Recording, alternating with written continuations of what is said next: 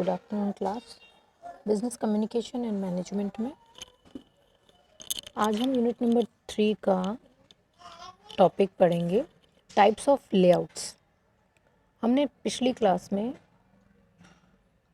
Factor affecting plant layout पढ़ा था, जिसमें हमने ये पढ़ा था कि किसी भी संस्था में संयंत्र अभिविन्यास के निर्धारक घटक कौन से होते हैं, जिसमें हमने पढ़ा था कि प्लांट की site, location, sequence of operations, factory environment, types of industry, marginal policies, available space, integrated processes, ये सारे फैक्टर इफेक्टिंग हैं जो प्लांट लेआउट या संयंत्र अभिविन्यास पर प्रभाव डालने वाले मुख्य तत्व हैं। आज हम ये पढ़ेंगे कि संयंत्र कितने प्रकार के होते हैं। सभी प्रकार के जो प्लांट्स होते हैं वे एक प्रकार की नहीं होती है। जैसे प्रकार का उत्पाद होता है उसी प्रकार का संयंत्र अभिविन्यास होता है। इसलिए ये जो संयंत्र अभिविन्यास होता है, जो प्लांट लेआउट होता है, ये 4 प्रकार का मेन होता है, जिसमें सबसे पहला जो है वो है प्रोडक्ट और लाइन लेआउट, यानी उत्पाद संयंत्र अभिविन्यास या रेखा संयंत्र अभिविन्यास। इसके नाम से ही आप इसे समझ सकेंगे कि इसके अंतर्गत उत्पादन की सभी क्रियाएं एक विशेष क्रम में संपन्न होगी। रेखा यानी कि एक सीधे निश्चित क्रम में, जिस तरह से रेखा सीधी होती है और उसके बीच में किसी तरह का कोई कर्व नहीं होता है, उसी तरह से उत्पादन प्रक्रिया जो एक सीधी रेखा में चलती है वो संयंत्र अभिविन्यास की क्रियाएं प्रोडक्ट लाइन लेआउट के अंतर्गत शामिल की जाती है। इसमें मशीनों को उस क्रम में लगाया जाता है जिसमें कि उत्पाद विशेष के लिए उत्पादन प्रक्रिया में उसको प्रयोग में लाना है। यानी कि सबसे पहले हम मशीन स्थापित करेंगे जिसका प्रयोग निर्माण प्रक्रिया में सबसे पहले किया जाएगा। इसके बाद में फिर उस मशीन को स्थापित करेंगे जिसका नेक्स्ट प्रोसेस में इस्तेमाल किया जाना है। तो एक प्रकार से एक के बाद दूसरी मशीनों पर जो निर्माण प्रक्रिया का क्रम चलता रहता है वो लाइन लेआउट या रेखा संयंत्र अभिविन्यास कहा जाता है।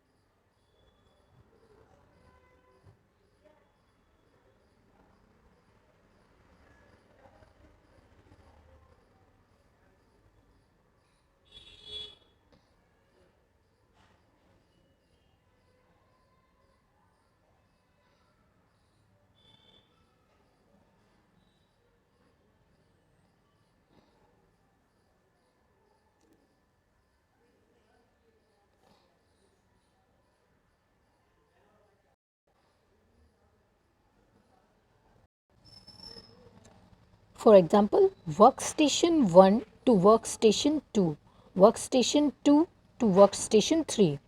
So it means the one workstation to jump for another workstation, it means input and output, and then we can say that in one process of product production, this is coming input and then the result will be output by the another machine. So this is just look like a line, so we can call it product line plant layout or product plant layout. There is a small example here, that paper mill.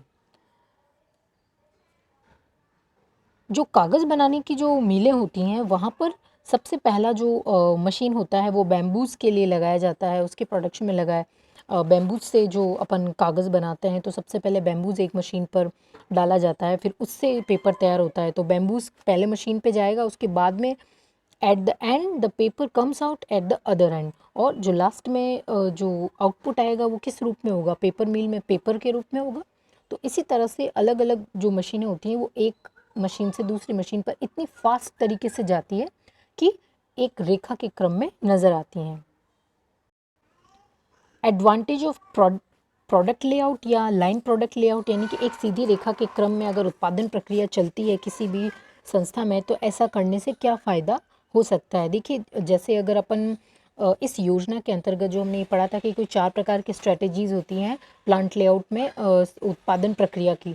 तो जो पहली जो अपनाएगा संस्था, इस परियोजना के उपयोग करने से भी कई फ़ायदे होते हैं, जिसमें मोस्ट होता है कि भाई उत्पादन साधनों का अपन ज़्यादा से ज़्यादा उपयोग कर सकते हैं, उपलब्ध संसाधन का सदुपयोग कर सकते हैं, तीव्र गति से उत्पादन कर सकते हैं, निरीक्षण और नियंत्रण में भी आसानी रहती है क्योंकि वो स्टेप बाय स्टेप चल रहा होता है। स्टॉक जो संग्रह होता है उसमें कमी आएगी क्योंकि अकॉर्डिंग टू टाइम काम चल रहा होता है, तो उसमें जो टाइम की लिमिट है उसके अंदर काम होगा, तो जो रॉ मटेरियल वेस्ट होना है उसकी भी संख्या कम हो जाएगी क्योंकि निरीक्षण और नियंत्रण भी बराबर चल रहा होता है। इसके अन्य और भी कुछ एडवांटेज हैं जिसमें पढ़ लेते हैं अपन। Low cost of material handling due to straight line method. Straight line method से हमारा जो लागत होता है वो प्रति इकाई कम आती है। Smooth and uninterrupted operation, smooth चलता है, यानी कि एक सीधी रेखा के क्रम में चलता है तो बीच में कुछ अटकन या रुकाव या रोक नहीं लगानी पड़ती है। कंटिन्यूस फ्लो ऑफ वर्क, एक निरंतर गति से कार्य चलता रहता है। Optimum use of floor space, हमारा जो स्पेस है अगर जैसा भी है, अगर हमें लगता है कि नहीं इतना ज़्यादा, जब अपन लाइन प्रोडक्ट लेआउट में चलते हैं तो हमको इतनी स्पेस की ज़रूरत नहीं पड़ती, तो जितना अपने पास स्पेस है उसमें काम जल्दी से और आसानी से हो जाता है क्योंकि एक मशीन से दूसरी मशीन पर हो जाता है तो एक मशीन हटा दी जाती है। Shorter process time of quicker output, shorter time इसलिए कहा जाता है क्योंकि प्री प्लानिंग होती है और एक मशीन के बाद में दूसरी मशीन पे ये जाना है तो ये प्रक्रिया बहुत जल्दी होती है, तो टाइम भी कम खर्च होता है। Simple and effective inspection of work, बहुत सिंपल है, जैसे एक मशीन पर काम हो रहा है तो सब मशीनों पर एक साथ ध्यान नहीं देना है, तो जो पहली मशीन है जैसे वर्क स्टेशन 1 पे अभी अपना प्रोडक्ट पड़ा है तो वर्क स्टेशन 1 पे इंस्पेक्शन करना होता है, तो उसमें भी दिक्कत कम आती है। Lower cost of manufacturing per unit प्रति इकाई जो लागत आती है वो कम आती है क्योंकि हमने समय की बचत की, हमने मेहनत की बचत की, हमने इलेक्ट्रिसिटी की बचत की, हमारा काम जल्दी हुआ, तो इससे हमारा जो प्रोडक्शन की कॉस्ट होगी वो कम आएगी। हम ये मान सकते हैं कि लाइन या प्लांट लेआउट में जिस तरह से फ़ायदे होते हैं तो कुछ नुकसान भी होते हैं।